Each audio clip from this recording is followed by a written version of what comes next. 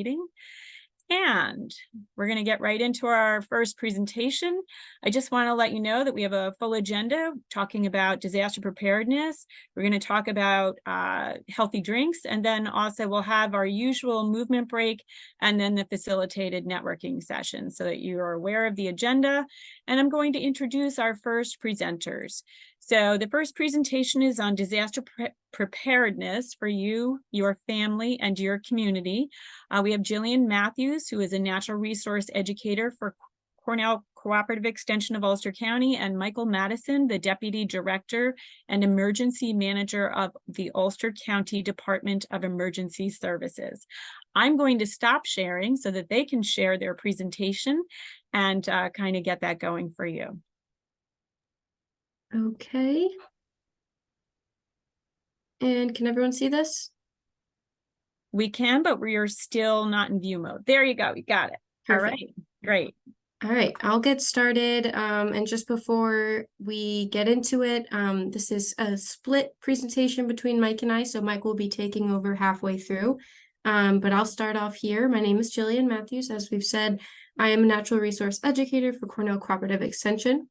So a lot of the work that we do here at CCE is through the New York State Climate Smart Communities program. And this program is funded through the Department of Environmental Conservation. It's an interagency initiative between the DEC, NYSERDA, which is the New York State Energy Research and Development Authority, the Department of Public Service, the Department of State, the Department of Transportation, the Department of Health, and NYPA.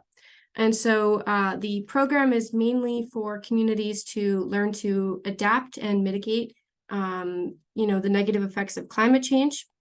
Here's just a quick graphic of kind of the way that the program is structured, but also how many communities are participating throughout the state.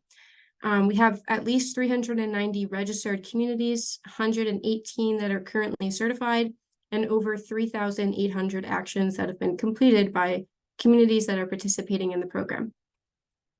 It's structured in a very interesting way. So there's different pledge elements. And so we have PE1 through PE12. Each of them focuses on different aspects of how a community can better adapt to climate change. And so the pledge element that we'll be focused on today is PE9, which is related to climate change and natural disasters. So just to get a quick understanding of how climate change affects New York State, we'd like to say that there's a lot going on throughout the state, but mostly the four main things that we see, especially in the Hudson Valley, are rising temperatures, so increased heat waves. We have increased precipitation and changing precipitation patterns, extreme weather events, and impacts on agriculture. As I mentioned, a lot of our focus is on helping communities through working through these pledge elements so that they can better adapt to climate change. And so the point of the project that we've been working on is mainly through pledge element 9 to inform and inspire the public. There's a few different relevant topics throughout this pledge element relating to climate change science, pets and livestock, disaster preparedness for individual residents, emergency resources, and the list goes on. But typically what we do is we provide technical assistance to communities by developing a web page and a social media toolkit for the town to share with residents so that they can better educate the community and how to prepare for disasters and what to do in the current stage of it and what to do in the aftermath. So the first section of PE9 that we work with is climate change education and outreach. So this is one specific action that can earn a community points for climate change mitigation strategies and climate change adaptation strategies. This is one of the projects where we're actually developing outreach materials for communities to hand out to residents. So a lot of these materials are referencing the causes and effects of climate change throughout a community. And we also develop and update their websites to create a centralized place for the community to get more information about climate change and what to do in a natural disaster. So the process of our project is to meet with local stakeholders to kind of gain some information about what the community is already doing, what resources they already have, what the county already has, and how we can put that together into one webpage so that everyone can access it. And then these stakeholder meetings include oftentimes the supervisor. We also have emergency personnel attending, highway superintendent, planning and zoning board members, and whoever is managing the community website as well. And we use these meetings to discuss some of the content I was discussing before, but also to address which populations would really benefit from learning this information and having access to it. And then we work with the community website manager to determine an approach to best put it on the website and make sure that information is accessible and can be updated. So in reference to the website, what we do is we create this massive template that has subheadings and web page text and any relevant links and resources. The screenshots here are a few different examples of some of the website sections that we've created for our community. So on the left here, you can see information about what to do in the event of a wildfire. This was generated for the town of Gardner, so it'll be up on their website in the coming weeks. We have one at the top here about what to do with your generators, how to operate them, what to do in the event of carbon monoxide poisoning, information about community notification systems. We have that on a local, a county, a state, and a federal level, so communities can help residents kind of sign up for any notification system. And then here are some examples of communities that we have worked with who have posted the information on their websites for residents to access. On the left here, we have the town of Hurley, and they've posted their information on there, and we've seen a lot of residents already reaching out just to kind of learn what the website is about and see what's going on. And then on the bottom right is the town of Olive's website. The next section of this action is specifically related to social media. What we do is we put together social media posts for the community to engage residents through Facebook, Instagram, whatever social media accounts they have. And most of these posts are in a series. They're specifically focused on natural disaster types and how residents can better inform themselves, but also prepare. And we have about 16 to 20 posts per community that all come with different timelines for when the post can be posted, and as well as the copy text for it, so they can just insert it into the social media platform they're using. And we also develop a strategy document for them to understand what exactly they're doing with the social media posts, what audience they're trying to reach, and what resources they can further explore to learn more about managing social media. And the final portion of this is the print resource. So we develop a print resource that is able to enhance the disaster preparedness information that's already located on the website. And so we put together templates of rack cards and postcards that can be placed throughout a community. It can be put in, local libraries, town halls, fire departments, things like that. So people could pick it up and just understand where to find more information now that the town has posted the website. And this is typically a few different stakeholder meetings to determine what type of information can be put on the postcard and the rack card as well, so that people, they kind of have control over what information is most relevant to their community. And here's an example of one that we developed for the city of Kingston. The city of Kingston chose to present it on flood preparedness and recovery resources. And so this rack card was handed out at the annual Earth Day event this year in Kingston. And the QR codes take you to various websites, the first one being the website we developed for Kingston, and the other two are community notification systems. And this is an example of one of the postcards we developed. This was for the town of Hurley, and it brings you directly to the website. And our hope with this is that communities will mail it out to residents so that they are aware that the website has been posted and can kind of go through it and explore more. And the final portion of this is specifically relating to aiding communities in actually obtaining the points for the Climate Smart Communities program. So we develop an engagement strategy that helps to set a timeline and just organize the thoughts for the stakeholders on how they can best implement future strategies to move this information along and make sure that residents and community members and other stakeholders can continue to be involved in this strategy. And it also gives them an opportunity to kind of put together what projects they've done in relation to this as well.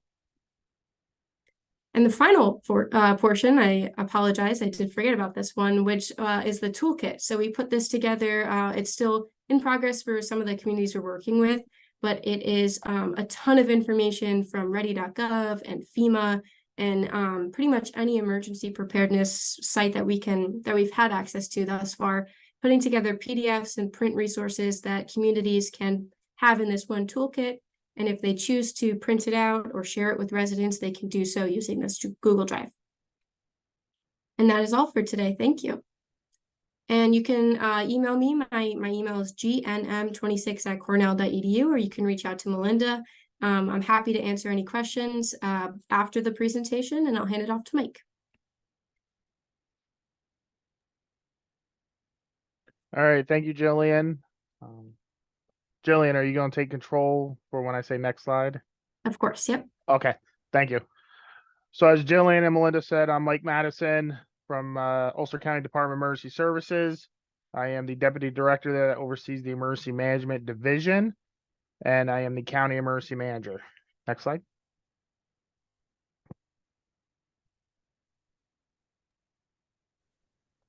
Not sure what happened here.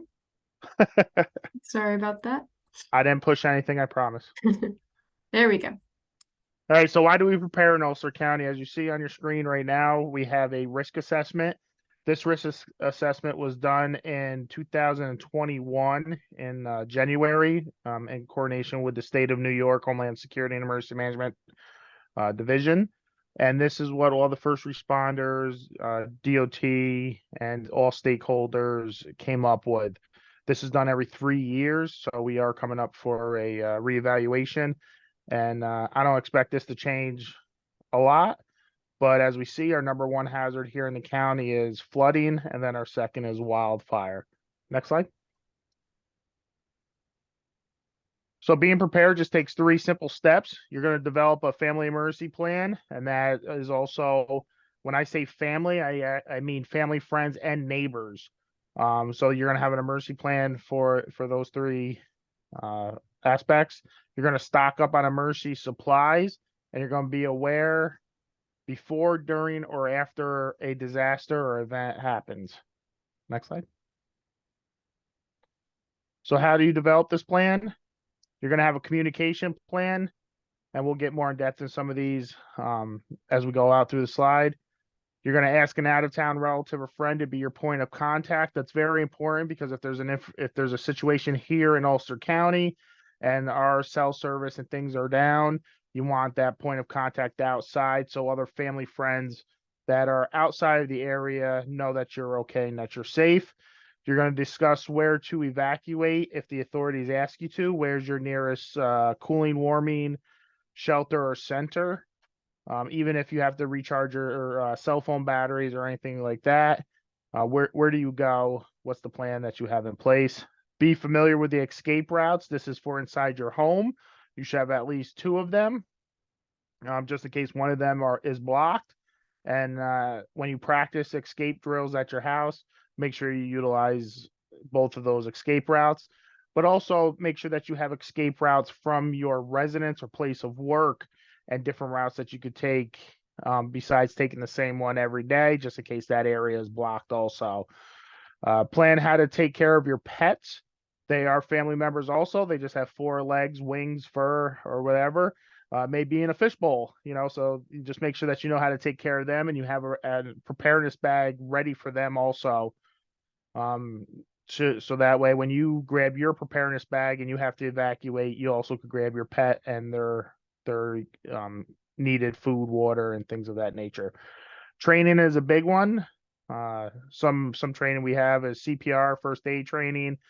There's many different types of trainings out there, radios, training, things of that nature. Just make sure that you try to get engaged in some type of community training that there is. Insurance, fire, flood, etc. Biggest takeaway for this is know what your insurance policy states, know what's covered, what's not covered. That way, when I put out there a request for information on what the damages are, because that is usually going to be attached to some type of funding, we want to make sure that you are aware and that you get the funding that's needed to bring you back to normal status. Next slide.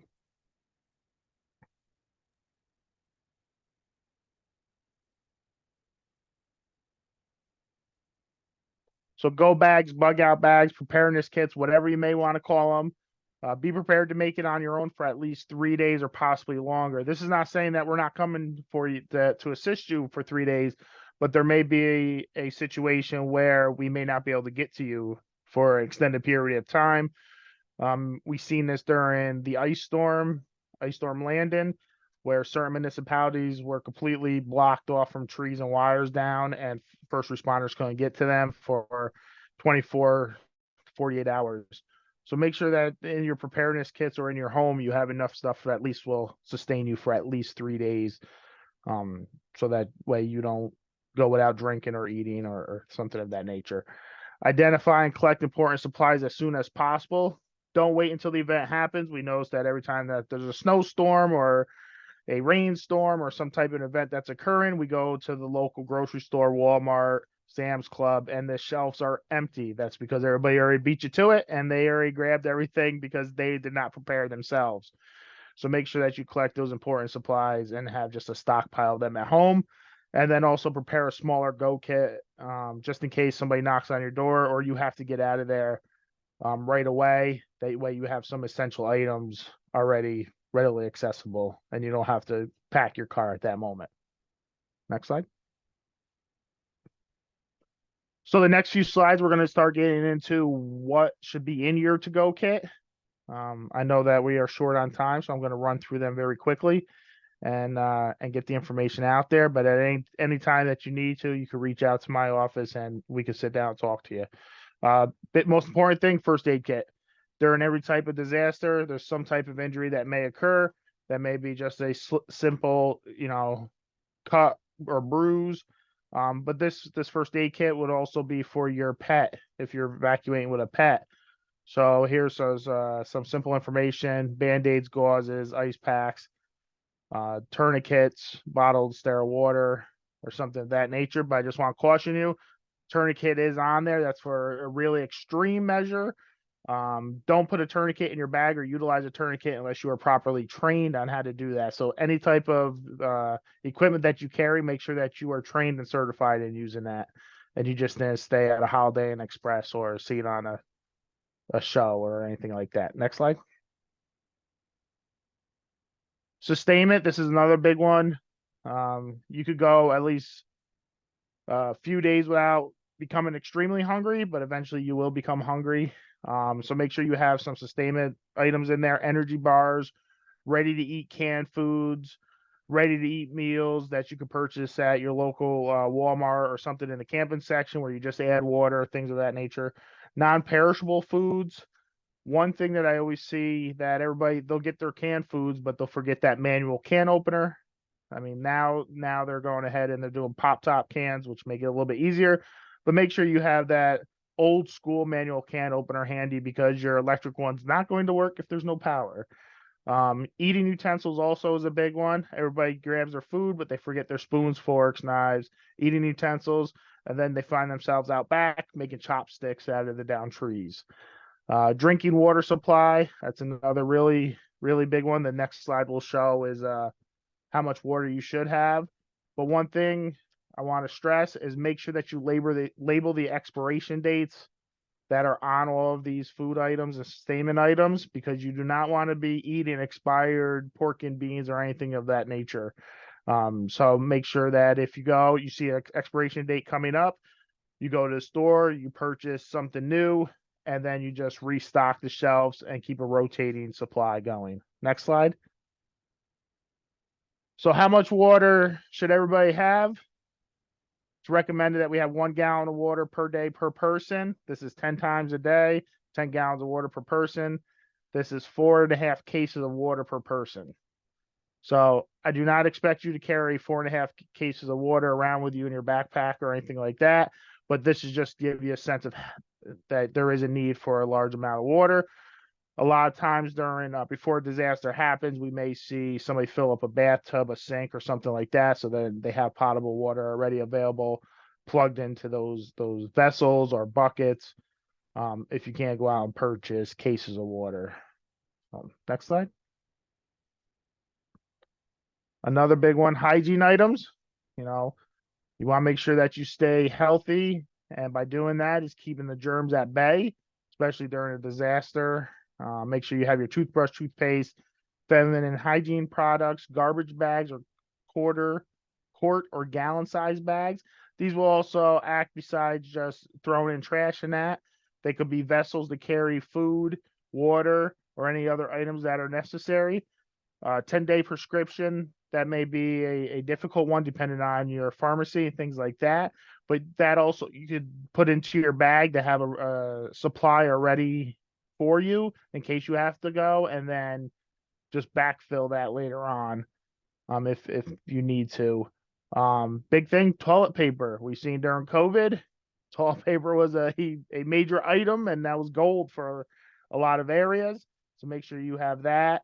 And then you also could pick up some travel size soap, shampoos, deodorants, other personal hygiene items just to keep in your bag. Next slide. Some tools, some things we may not think about, cell phone chargers. You may not have power, but you may be able to go into your vehicle, go to a neighbor's house that has power, go to a cooling, warming center or shelter, and you want to make sure that you have the proper equipment to charge your electronic devices. An LED lantern with batteries or a flashlight. Make sure that you have spare batteries, because depending on how long we're out, your batteries may die on you, then you'll be left with nothing. A multi-tool or some sort with pliers. They're just handy to have. A crank radio, duct tape. We know duct tape fixes everything. You can and build everything out of it. Local maps. I know that everybody carries a cell phone or some type of GPS system, but what happens if there is no power in that? You have those local maps so you can find the roadways in case you are out on the road. You'll have accessibility to find roadways and things like that for evacuation route. Waterproof matches. Everybody knows you get matches wet, they don't light. So you want to purchase waterproof matches or make your own. Very simple. Just when you're lighting a candle at your home and you get that pile of wax, liquid wax, just take a couple matches or matchbooks and dip it right into that wax. So then when it hardens, it'll harden up and it'll be waterproof at that point in time. And you'll be able to use it if it's raining or if they get wet themselves. And then you always want to make sure that you have paper, pencils, pens, markers, something to write with, because for one, notes, if you're going to leave a vehicle behind or on your home and you're leaving your home, you want to leave a note to make sure that the rescuers know that you made it out safely. Or also after the event in a recovery center, you may be able to take down notes and things like that for additional funding or resources. Next slide. Make sure that you customize your kit to fit your individual needs. I mentioned a couple things like baked beans. If you don't like baked beans, don't take baked beans and put it into your kit. Don't stockpile it at home just because I said that, have baked beans at your house. If you're going to want things that you're going to use, eat yourself or your family, and make your kit as customizable as needed. One big thing is if you have a lot of documentation, important documents, instead of having those paper copies, get a small thumb drive or disc or CD or some other means and download it all onto that. And then you could keep that in your kit. So then you go to a resource center and you can plug that right into a computer that they will have there and access all those important documents just in case they get destroyed. So I blew through that pretty quick, just to make sure we stayed on. There is a QR code there that will bring you right to our Ulster County Emergency Services website, which has all of my contact information on also, or the Ulster County government website. You can also find it under Emergency Services. Well, thank you, Mike and Jillian. That was really great. A lot of information, and for everyone here, this is for you personally, but it's also for you to be sharing with, the clients and personnel, people that you work with in your everyday life. We have a few questions in the chat. The first one will be from Vin Martello. Do you keep an accessible database of various community actions and interventions so that other communities can source them? I believe that's for you, Jillian. Sure. So I personally don't, here at Cornell, we don't have that, but the Climate Smart Communities website has a list of all of the actions that communities have completed. So you click on the county that the community is in, then you click on the community, and you can find every action that they've submitted for and all of the documents they've submitted. And I'll put a link to that in the chat as well. Awesome. We have another question from Marcia Sebro. Where can I obtain a complete list of bug out bag items presented in the slides? This is great, by the way. Thank you. And that's for you, Mike. Okay, yep. So you could just go ahead and if you want to Google bug out bag or preparedness bag, you could get a list that way. I'll drop my email into the chat. So if anybody wants to copy that down, they could go ahead and email me any questions or resources that they're looking for, and I could, customize one for them and go from there. Awesome. And I'm just going to ask if there are any other questions for Jillian and Mike. They presented a lot of really important information today. And I know they have so much more information to impart. We had a limited amount of time, but as I said, as most of you are human services workers, know that you can find, via Mike or the website that Jillian's developing for different communities, things like, heating and cooling shelters, food pantries, resources on when food goes bad, all of that bug out bag list that Mike mentioned. Just look to some of the things that they're sharing in the chat, and that'll help with that. So, and more information will be coming. So thank you so much. This is really, really great and very informative. As climate change becomes more and more impactful in our communities, it really affects health and wellness in so many ways.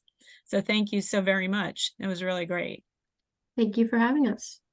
So I'm going to share my screen again and just put up, first of all, our next step is basically a quick poll. And Katie, can you just share the poll so that we can just do a quick evaluation? I'll let you do that. They're coming. And then we'll introduce our next presenter. So if you could just answer, there's 3 short questions in the poll. Was this presentation relevant to your work or your personal life? And once we have everybody's answers, we can end that poll and move on to the next one. So I think we're good there. I believe we've got everybody. So you want to just move on to the next poll?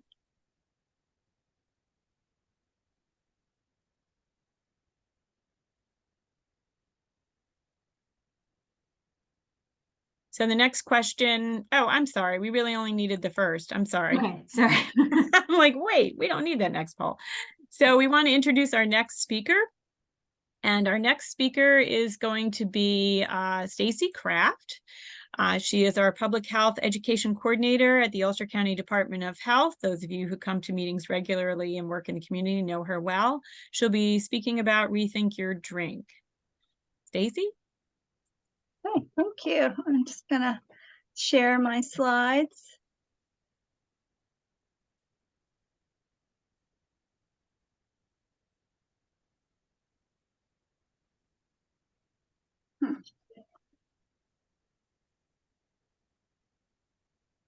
I apologize. It's telling me that I need to share more windows. Here they are. Okay. And can you see, let's see, I'm going to put it into presentation mode. You just want to go all the way to the left from beginning. Okay, from beginning.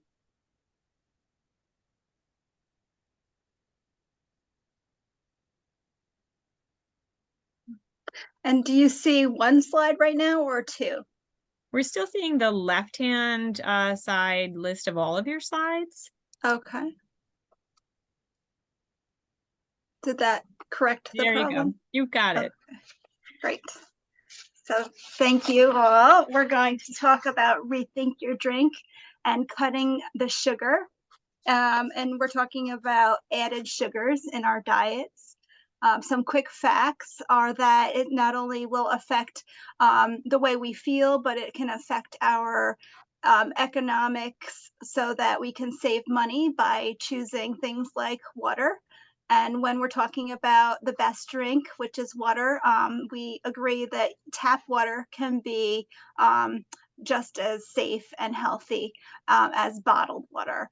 And it certainly helps to save the environment. So we would hope that you will make the switch to using reusable water bottles rather than single source plastics, so that we're in line with climate change and making sure that we do the right thing for the environment. So we know that most adults need around 8 to 10 glasses of fluid water per day to remain hydrated. And the concern with sugar sweetened beverages are that they can increase the amount of weight that you gain. And in America, it's the leading contributor, the sugar sweetened beverages in the American diet. So it adds a lot of pounds per year and calories that can lead to weight gain and obesity and related conditions.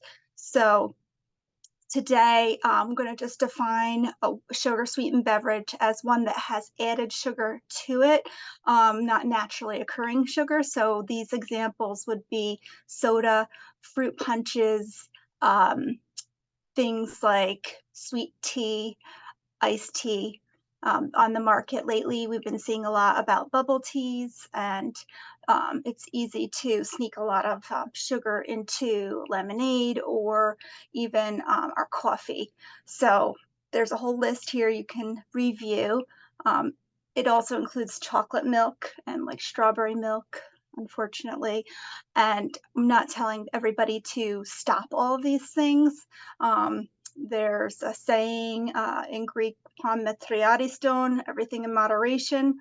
So certainly there's ways to cut sugar-loaded beverages that are so delicious. And these, according to the Dietary Guidelines for America, describes added sugars as syrups and other caloric sweeteners. They're added during the processing or preparation. So they can include this list, but there's more that are on the list. So there's the natural honey, but then there's also the less natural high fructose corn syrup that we're talking about. And unfortunately, these most of these added sugars have very low nutritional value, so they end up increasing our calories without a lot of vitamins and minerals that converts to added weight gain.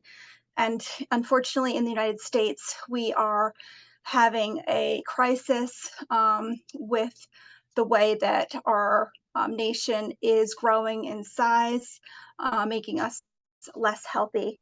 And some of our armed forces are turning away people who are enlisting because of this problem. This data is from a self-reported telephone survey of adults in the United States.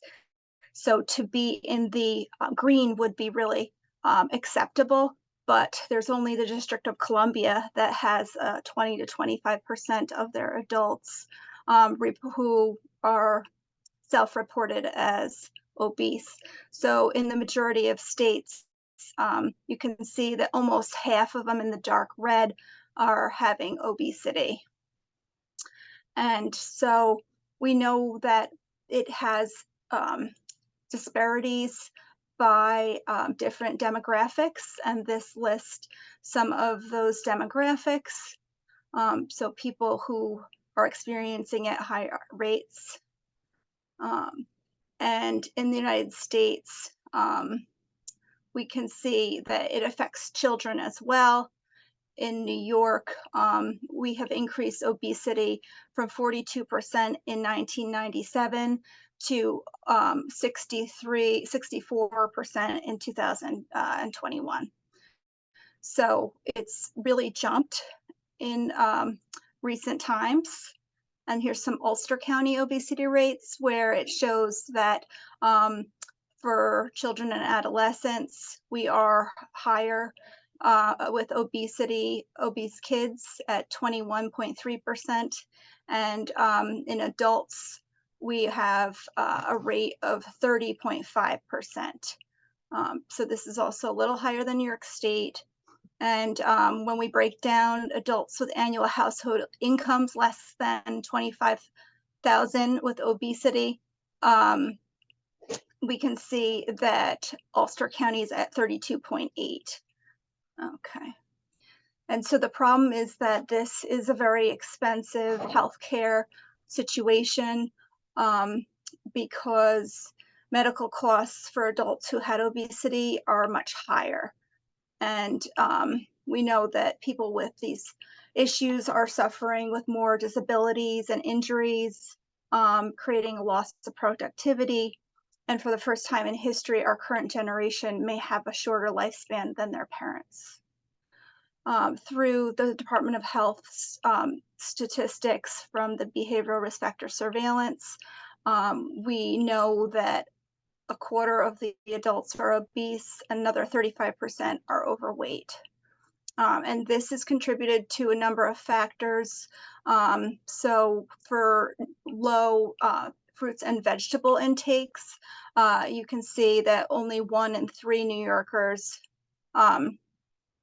adults, they're not eating their fruit daily. And 1 in 5 New York adults do not eat their vegetables daily.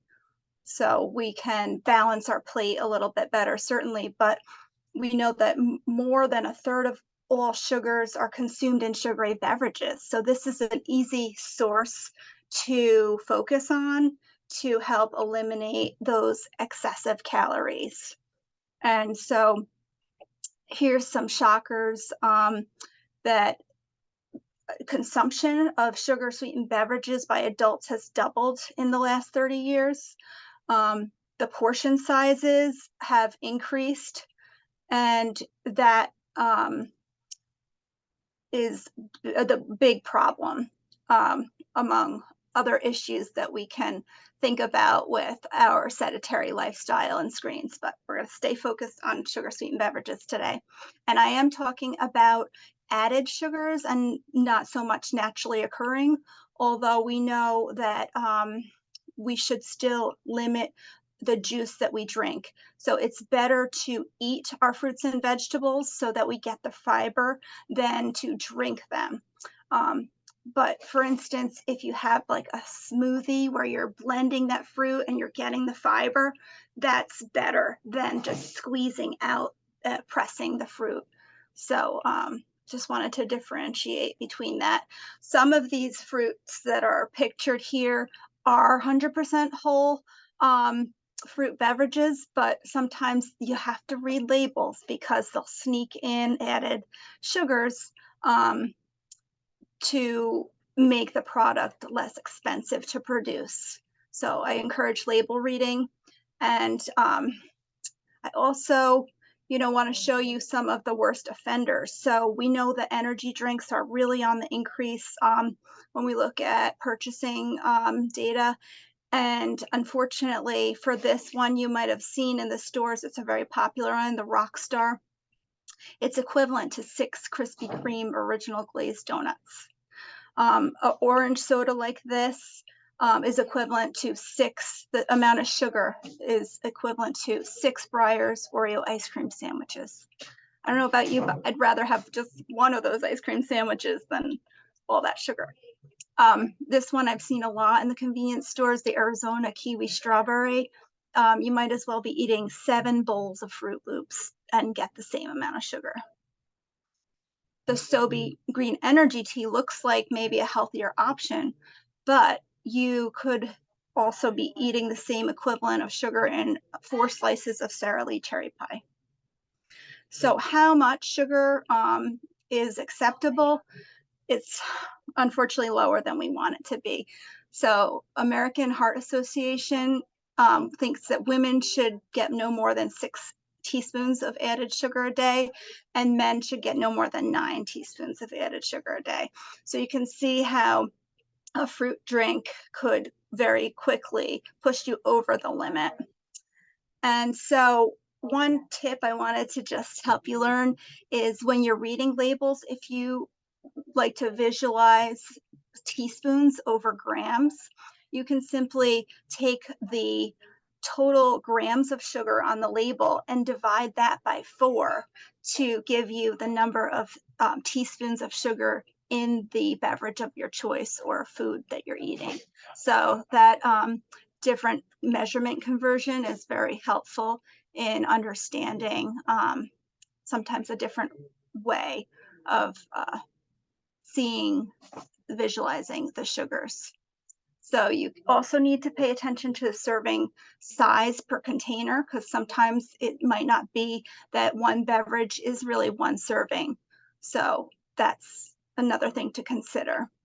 And we can see how easy it is to pour on the pounds. If for this example, you chose sweet tea for breakfast, a sports drink in the afternoon, a cola with dinner, and then you had a lemonade before bed, it's like you had 68 sugar packets. So that will quickly add up. And some of the diseases associated with the sugar are things like type 2 diabetes, cardiovascular disease, hypertension, gout, kidney damage, dental issues, cancer, and sleep disturbances. Sugar can cause inflammation and affect so many of our organ systems. And rapid spikes in blood sugar are noted that unfortunately increase our hunger. So it's this cycle that like we don't want to go down, like where, you know, we think, oh, just a little bit, and then we want more. So it's almost addictive. And unfortunately, it takes a lot of walking to burn off these added calories. So this is for an average size person would have to walk 52 minutes just after they had to burn off the calories from an energy drink. So it would take a lot of effort to get rid of these added calories. The solution is to drink more water. And we know that the benefits are 0 calories, helps to suppress your appetite, removes those toxins from the organs, and it's potentially, if you're drinking tap water, free or low cost. So how much water do you need? Just to simplify things, we usually say 8-ounce cups a day, right? That's easy to remember. Because the honest truth is it's complicated. The answer is complicated. Your individual water needs vary based on your height, your weight, how physically active you are, how hot it is, if you're pregnant, if you're breastfeeding, if you're taking certain medicines. So it's really hard to come up with a formula. And for that reason, I say consult your doctor to find out how much precise water you need. There's some calculations out there that are kind of interesting and fun. So if you want to do this, you can go ahead and take your weight divided by 2, and that's the number of ounces per day that you should generally have. We do have to say that there is a warning that you can overdo water. So it could be dangerous if you drink too much. But generally, for this presentation, let's just say 8 ounces a day will keep most people hydrated. And I was traveling this summer at Joshua Tree National Park, and I was excited to see this educational poster, and it speaks to monitoring your fluid intake based on your urine color. So generally, you're looking for a light yellow, and that will mean optimum hydration. So like the color of hay. And you can see on this graphic, if it's very dark, your urine, then you should certainly drink more, and you might have to seek medical attention.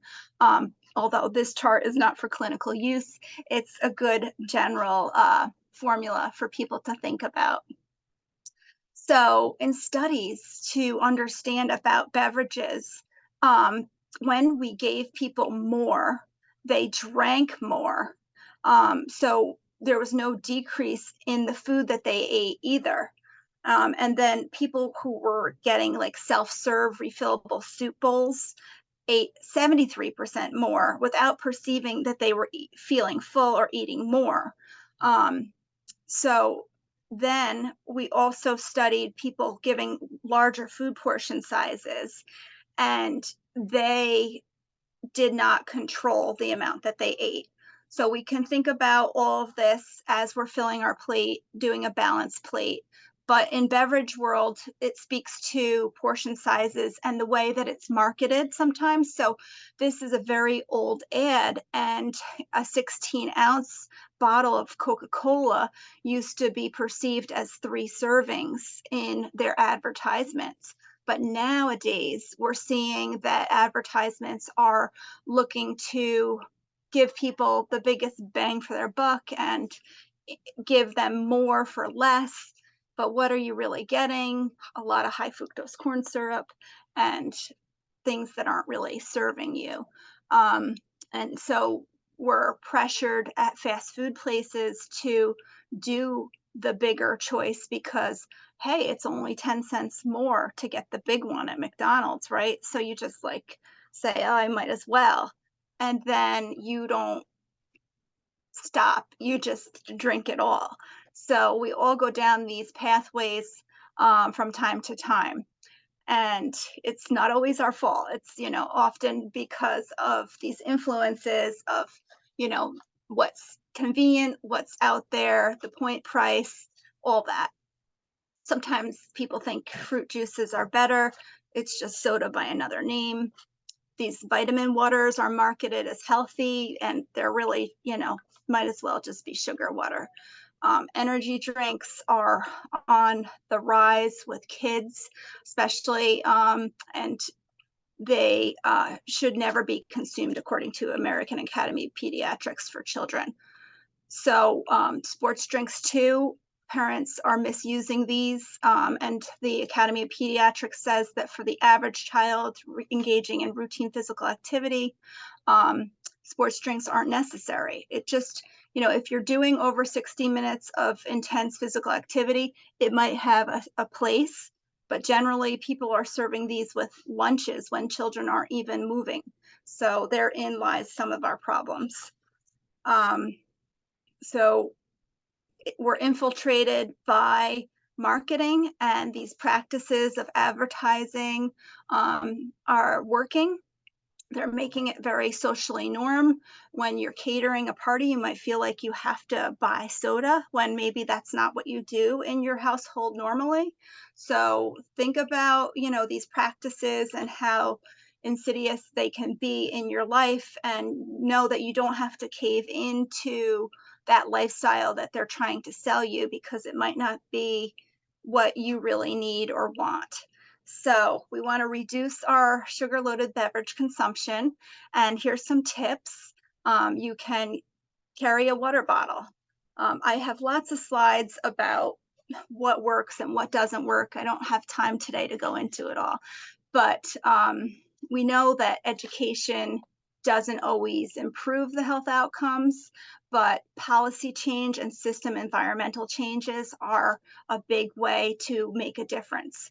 So in our county, we've done things like adjusted for vending machine options, where we have like 25 to 50% of our options healthier choices. So there's lots of different little tips and tricks that you can do to reduce your consumption. You can decide at your meetings to only serve unsweetened beverages. And we know that there's political will to support tax that directly funds obesity prevention efforts. 33% of New Yorkers favor a ban on the sale of sugary drinks in public buildings. So we're hoping that you'll make the switch to water, as it's the best drink. It keeps your whole body healthy, keeps your energy levels up. If you have one with every meal, it can keep you from overeating. So there's so many benefits. I don't have time to go into it, but it can lessen the pain and burning of heartburn. It's just great. It protects you against urinary tract infections. I know people have problems with water sometimes. They say, you know, it just isn't for them. And there's ways that you can improve the taste. And here's some recipes where you can have trace calories from just what's called a fruit infusion. So you're adding fruit to your water. You're maintaining the temperature.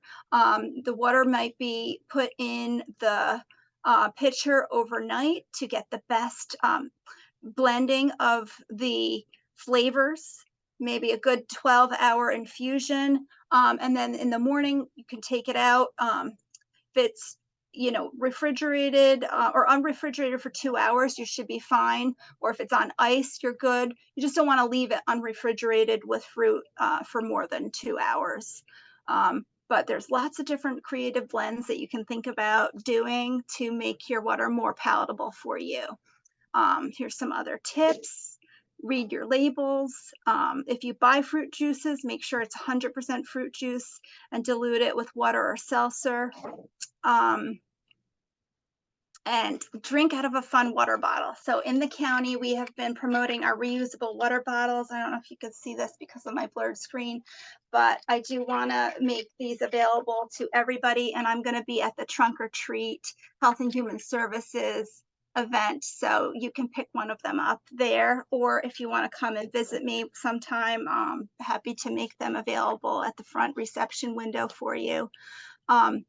We might even do a policy change with your organization. And if you sign it, we can make a full case of these water bottles available as an incentive to have you give them out to your participants, your coworkers. So we'll talk about that in a little bit.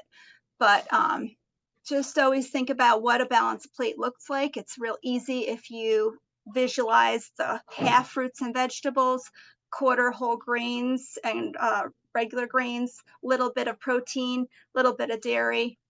If you want, you can take a pledge and track your water consumption when we're, you know, thinking about how we're doing and we're writing things down. We'll be more successful at behavior change. So that's been proven.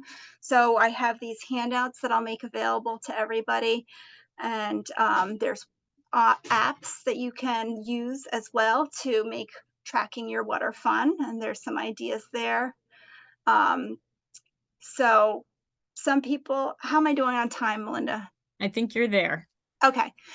I'll let us ask some questions, but I will share these slides, and these are the frequently asked questions. Where can I get resources for my organization? At the state health department, they have posters. I can get them for you. Call me. What if my well water's not safe? How do I know? I can guide you through that. And then we have a listing of laboratories that can test your water. Our alternatives, sugar alternatives healthy? I just want to say that they can be a part of your plan to reduce added sugars, but we don't want you to do too much of that because water is the best drink. Just because it has no calories or sugar doesn't make it healthy or even beneficial in the long run. There's been some news about aspartame and, you know, that it might cause cancer, but what we know is in the right portion sizes, it should be okay. So that is something you could get from the FDA's website. However, people with a rare genetic disorder should stay away from aspartame completely. And that's it. Thank you so much. If you have questions for Stacy, please put them in the chat. You actually answered the question I was going to ask, and that was on sugar alternatives and, you know, whether or not they were appropriate to use. So that definitely got mine. I think you nailed some of the questions people would automatically just have. So thank you so much. It was a really, really great presentation. We will just kind of, unless there's questions, I'm looking to see Susan Lennon said really great presentation, such important information. And I don't see other questions in the chat. I think it was just very straightforward. And we know that we need to be drinking more water. I found the amount of water always educational. I never know quite how much I should be drinking every day. And I thought dividing your weight basically in half is a really good guide to how many ounces of water. So that was really good. I think what we, Stacy and I and our team have talked about is we know that we do some collective action. And one of the projects we would like to also initiate this year is introducing just a healthy, unsweetened beverage policy to your organization. So we put a very, very simplified one together that you can bring back to your organization. And I'll just quickly share that with you so that you kind of get a chance to see that. And let me just see if I can pull that up really quick. So we're going to just jump over this and talk about it while it's fresh in our mind. We put together a really quick sugar sweetened beverage policy, as I said, and we'll send this out to all of our attendees today and also through the Healthy Ulster Google group. But it's just that you pledge for all your meetings and gatherings at your organization and any that you facilitate even off the premises to offer unsweetened beverages, primarily focus on water, seltzer, coffee, tea, 100% natural fruit juice, no added sugar, or the fruit juice with no added sugar diluted with either water or seltzer, or the infused waters that Stacy was talking about. So it's really just recognizing that added sugar is so really detrimental to our health. And just trying to get your organization to sort of sign on to that. So we'll definitely send this out to all of you, and I encourage you to bring that back to the powers that be where you work, and hopefully have that as part of your healthy meetings. And we'll definitely talk a little bit more about that. Any questions? Okay, don't see anything so far. Carol said, "Great job, Stacy." And we're just going to move right on here, and I'll take a healthy sip of the water that I've got sitting by, and and you should also have some water at all of your meetings. This is something that we've always done at our Healthy Ulster meetings, is definitely model healthy behavior. So we're going to do a movement break shortly, but I just want to quickly leave time for just that quick poll, the same questions. Could you please launch the second one, Katie? Just that we have an evaluation of all of our presentations and our meetings, so that we know, that we're doing our endeavoring to evaluate everything that we're offering for you. So once we reach 100%, which happened really quick, my goodness, you guys are Speedy Gonzalez. So I'm going to end that poll, and we'll move on. And I just want to take that time to do, that stretch, because we know that it's really important. You've been sitting for an hour now. You don't have to turn your cameras off, because I don't think I see one on other than Stacy and I. I hope when we get to networking, you all light up your cameras so that we can see who you are. But yeah, just sit up straight. We're going to just take a deep breath, and we're going to raise our arms over our head. So and then we're going to just stretch, clasp your hands, reach that up. Don't do anything that hurts. Okay. And then take another deep breath, exhale, then lower your arms. And we're going to just sort of drop our neck down really gently. Going to lift it back up really gently. We're going to look left over our shoulder. Don't go so far that it hurts. Respect your body. Come back. Turn to the right. Stretch your neck just a little bit, your head and neck. We all know, we had this last week, the tech neck presentation. Did I say last week? Last meeting. Last meeting, we had the tech neck presentation. So important to keep your neck fluid with all of our screen time. So we're just going to once again raise our arms, bring them into clasp them and up over your head. Take a breath and exhale. And that's at least a little bit of stretching. Make sure that you get up multiple times during the day, set an alarm on your cell phone, on your iWatch, on whatever it is that you're using. Make sure you get up and move around. Don't sit there all through the whole workday. So I know this looks like soda. It's not. It's a seltzer with a little extra caffeine in it, but my screen is blurred, so you can't see, but it's just a seltzer. Awesome. So we're going to move on into the next part of our meeting, which we all wait for, I think. We did our movement break. We talked about the collective action. I just want to also mention that, you are all part of the Healthy Ulster Google group. If you're new to the meeting, I'll be sending an email out to you in the next 2 weeks to ask you to join the Healthy Ulster Google group. It's a place where you can also share information from your organization with each other. So events that are coming up, announcements, anything that you want to share can be shared through the Healthy Ulster Google group. And Stacy shares regularly on that so that you're getting information from the health department. And, it's a really good thing to be a part of. And I also want to share that you have the opportunity to be on Healthy Ulster Radio. And although that airs at 7 a.m. in the morning on Saturday and Sunday, you don't have to get up early to be on it. So you'll meet with, if you put in the request to share something about your program on Healthy Ulster Radio, it's recorded Wednesdays at 3. And it's just a wonderful, pleasant place to share information about, topics that you're working on, your programs, and then it's available at this link. ulstercountynewyork.gov Healthy Ulster Radio. So, you can sign up by contacting Stacy. You can reach out to her email address, which is here. And Stacy, maybe you can put your email address in the chat as well. And that'll be easy for people to click on. So it's a great place to share your program, really, really friendly. So this is our networking session, which gives you all the opportunity to learn about each other's programs and to learn who each other is. It's a place to share your face and your name. So the rules of engagement for our networking session, I'll call upon you to share, say who you are, say the name of your organization, briefly share about an upcoming event or program that you'd like everyone to know about. Focus on that event or program rather than everything about your organization.